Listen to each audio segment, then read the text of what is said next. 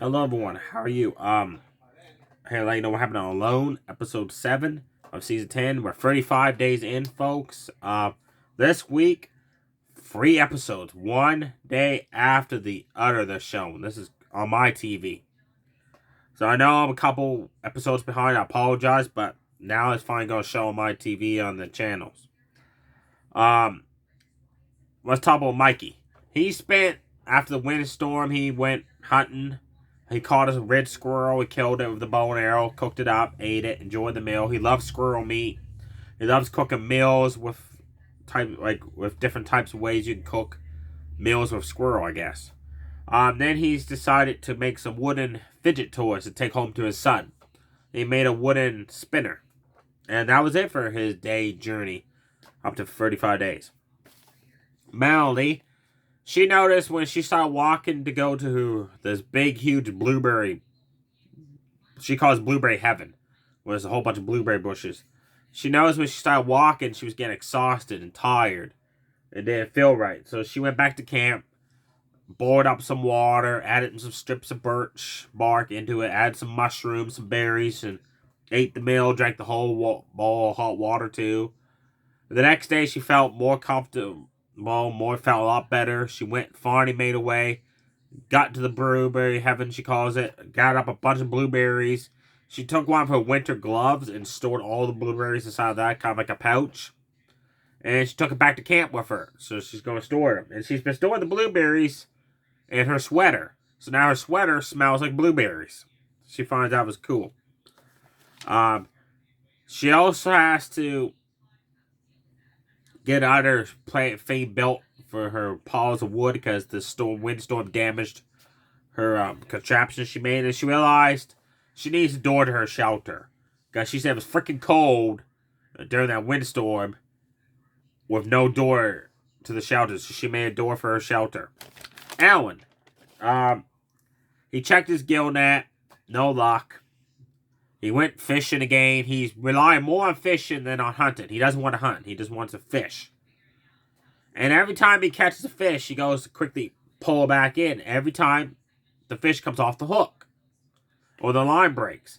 So he starts getting frustrated and all that. He says, you know what? I'm going to try hunting. Screw it. I'm going to have to try it. So he went hunting, came across a fresh moose track, followed that to where it led, and it led to the lake. So he said, okay, the moose came from across the lake on that other side of the island and came over here. So he got excited for that. Then he went back to fishing. Well, finally he caught a lake trout. He got excited, recast his line, and he lost a big pikefish. He said that thing was huge. I don't think it's as huge as Wyatt's 41-inch pikefish he caught there last time. But the line broke. That he started cursing again. So he says, I'm going to keep fishing. Like me, you got to do more than just fishing. Like everybody else is fishing, setting snares, setting traps, going hunting. But he's just relying on fishing. I think that's going to backfire, and that's eventually going to cost him to leave. Wyatt, he fixed his gill net because the windstorm damaged it. It took him 3 days to repair it. He finally got it repaired, put it in a new spot he found. That's a couple miles away from his camp shelter there. Then he told us that 7 days ago he tripped over a fallen log and a piece of wood went up his arm and he pulled it out and it got kind of an infection there. So he said, I didn't want to say nothing in case the medical team comes in and says, I got to leave due to infection and all that. He said, it's looking better. He's added pieces of spruce to it, which is kind of like a medical herb kind of thing that could treat wounds. So he's doing great. When he went out on day 35 to check his gill net, he caught a squirrel, a grouse,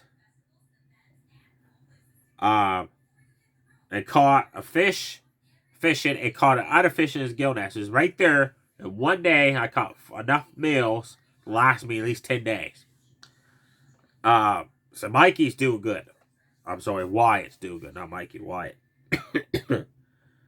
Taz Ramos, yeah. His 35-day journey in. He ain't doing so good. his food is completely rotten.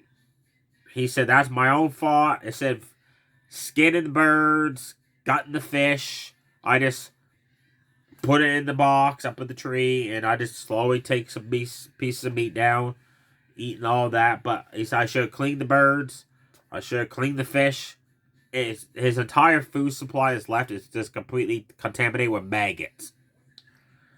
He cooked the grouse, and he cooked some fish with the maggots, folks. And it showed him spitting the maggots out of his mouth. And that's risky, because he could eat some contaminated meat. He could get different types of like food sickness and all that. End up being sick. Then he decided to take some of his fish and leave them out to dry outside the shelter. And he went hunting, and he came back. The fish was gone. So some kind of animal got his fish. So again, he said, that was another stupid mistake I made. I should have learned that. That's the reason why I built the thing up in the trees, to keep animals away from my food. And again, I did the exact same thing I did before, which made a mistake. So he's not happy with that. Now he's got to gather new food sources, because all his food's contaminated with the maggots and stuff. So now he's wondering, like, great, what am I going to do now? Am I going to be able to gather enough game meat before winter comes? Because snow's starting to come down. There you have it, folks. That's what happened on episode 7. 35 days in, we still got 5 people remaining. Not much happened. I honestly think Ramos, Taz, he's the next one to go, or Alan. Because Alan's just relying on fishing, like I said, and Ramos, he lost all his food supply due to maggots when he didn't clean and gut the animals properly and that. And he's making silly mistakes, like leaving meat outside of his shelter for animals, like a fox, or like a hawk or something to grab or take. Yeah, the other Mikey, Wyatt, and Melanie, I think they're going to be the top 3 in season 10. Let me know below who you think the 5 people is left, who you think's who's tapping out next, and who's going to be the top 3 of Alone. And my episode 8 recap will be up in a couple days, because tonight, episode 8's on. Stay safe, everybody. Too sweet. Bye.